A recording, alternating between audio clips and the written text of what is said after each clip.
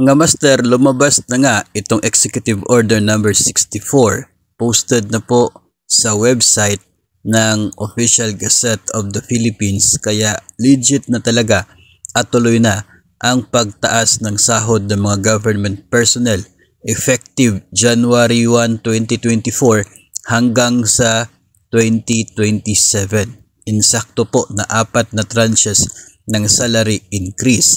No, ngayong umaga po uploaded na sa website ng Official Gazette, kaya legit na po talaga ito. Matutuloy na.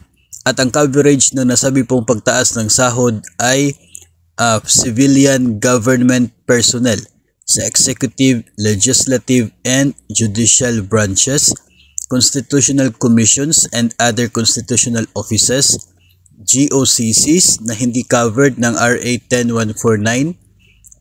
Ito pong local government units regardless of the status, whether regular, contractual, or casual, appointive or elective, and on full-time or part-time basis.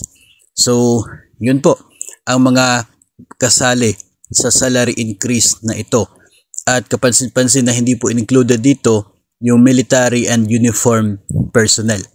And also, itong pagtaas ng sahod na ito mga master, particular po sa mga nasa DepEd, yung Teacher 1 na dati pong entry level na 27,000 basic salary, ngayon ay magiging 28,512 or katumbas ng 1,512 na pagtaas sa gross basic pay ng mga Teacher 1 na nasa salary grade number 11.